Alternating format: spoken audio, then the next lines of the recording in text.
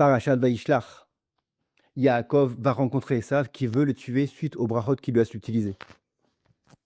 Pour cela, il se prépare à 3 choses.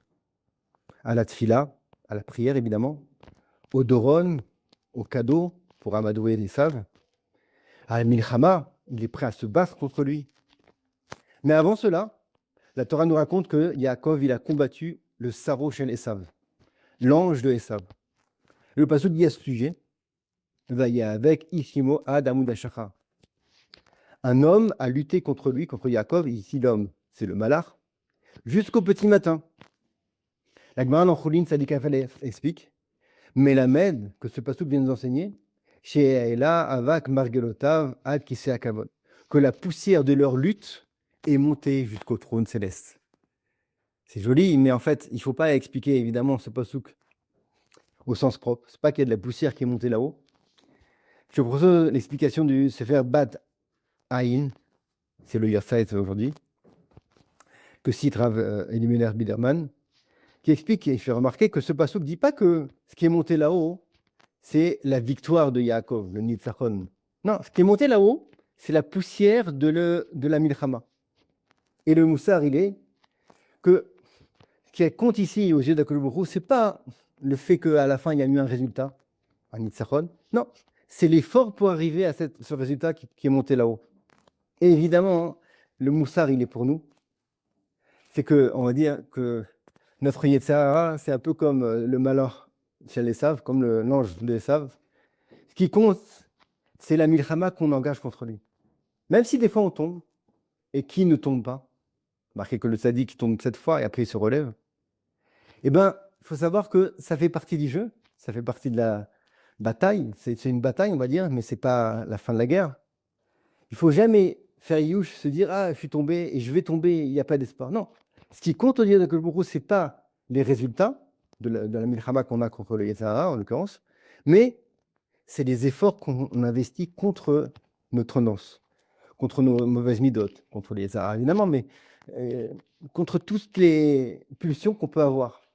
Et ça, c'est contre un écueil que tout un chacun pourrait avoir. On pourrait dire « Ah, à quoi ça sert? Je contrôle mes yeux, je contrôle mon cœur, je contrôle mes pensées, à quoi ça sert?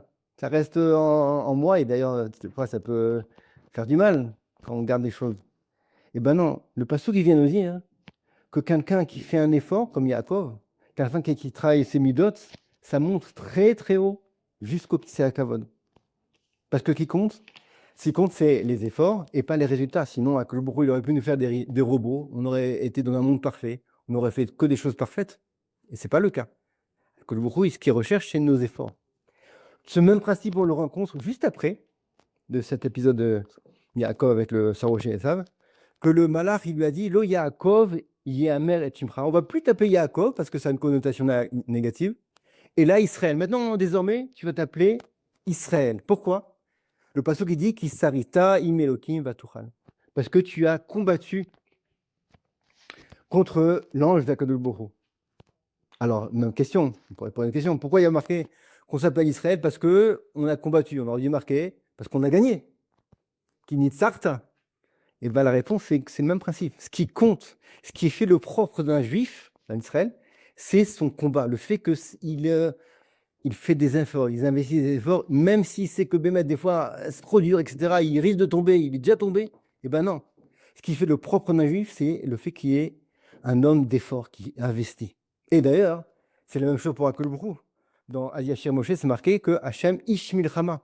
C'est un homme de Milchama. C'est pas marqué encore une fois Ish Nitzachon, que Baruch Hu, il est fort parce que c'est celui qui est le vainqueur. Non, c'est marqué que c'est celui qui fait la Milchama. Toujours dans le même ordre d'idée, Rav Chaim Ozer, il fait remarquer que suite à cet épisode toujours du malach, c'est marqué qu'on a une interdiction, une mitzvah, de ne pas manger le nerf sciatique. Le passage qui dit Kinaga Bekaf Yerer Yaakov. Pourquoi il y a cette mitzvah? Parce que le malach, il a blessé Yaakov. Alors, même question. On aurait dû marquer qu'on a cette interdiction et on a cette mitzvah-là, donc, parce qu'à la fin, Yaakov, il a gagné. Même réponse. La blessure indique un effort. La blessure indique un travail sur ses midos, un travail contre le Yetzirah. C'est ça qui retient et ça qui fait que la mitzvah, elle va rester pour toutes les générations. On peut continuer toujours dans le même ordre d'idée, de jamais faire Yush même quand on est très bas, parce que ça, faut savoir que ce qui compte, c'est l'effort. C'est qu'il y a une phrase très très connue, mondialement connue, du Rav Nachman Breslev, Kol haolam kulo gesher tsar meod, tout le monde entier, dans le sens le monde dans lequel on vit, Olam hazeh Bémet, il est proportionnellement très petit comparé à un pont. Ve'aikar lo lefachet ver. Et l'essentiel, c'est de ne pas avoir peur. C'est quoi la kavana ici? C'est comment on peut interpréter cette peur qu'il faut ne pas avoir dans ce monde-là? Alors, il dit Rav Elimelech Biderman, il va voilà, il faut pas avoir peur de tomber. Il faut pas se dire ah j'ai pas le niveau, j'ai un passé catastrophique, j'ai pas d'espoir, je vais tomber. Non, faut pas avoir peur. Avance, avance. C'est l'essentiel. On peut continuer toujours dans le même ordre d'idée. Rav Karlin, le Rav de Karlin, un chassid, il dit que souvent chez les chassidim, on aime bien comparer les juifs à des chevaux. Une des raisons pour laquelle on fait cette comparaison, il dit parce qu'un cheval, toujours, il a la tête haute. Même quand il est dans une descente, dans une pente très abrupte, eh ben, il garde sa tête haute. Le moussard, il est évident. C'est que même si on tombe, même si on est en descente, il faut garder la tête haute et se dire qu'on est en descente, mais on fait des efforts pour garder la tête haute. On fait des efforts pour travailler ses midotes. C'est ça l'essentiel d'un juif. Et, comme on a dit tout à l'heure, c'est que celui qui fait ses efforts, évidemment, les résultats, ils sont en proportion de ces efforts-là. Je vais donner juste un machal à ce principe-là. C'est raconté, enfin, c'est pas moi, c'est Rav Elimelech Biderman qui raconte cette histoire-là. Une fois, il était invité dans une grande choule, une grande synagogue, et il a fait une dracha, et évidemment, il était placé au Mizrach, comme on dit, à l'est, comme ça, à côté du Chal Kodesh, en première loge. Et à la fin de la tchila, après sa dracha, etc., il y a quelqu'un qui est parti le voir.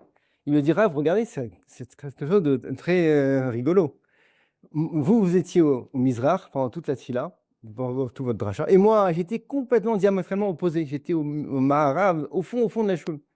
Et chose bizarre, c'est que quand on a dit Boïkala dans le Lechadodi, eh ben c'était moi qui étais aux premières loges. Alors, Rav Elimelech, il dit c'est la même chose. C'est quelqu'un, hein, il est très très loin. Il est mamache au fond du tunnel, on va dire. Eh ben, s'il se reprend, il se ressaisit, il travaille ses midotes, il fait l'introspection évidemment, il fait tout pour pas tomber, mais même s'il tombe après, hein, c'est pas grave encore une fois. Eh ben, s'il fait ses efforts, eh ben, il peut être aux premières loges et Bezat Hashem bien avancé. Grâce à ça, Bezat Hashem, être dans le bon derrière, avoir tout plein de brachot, Shabbat Shalom.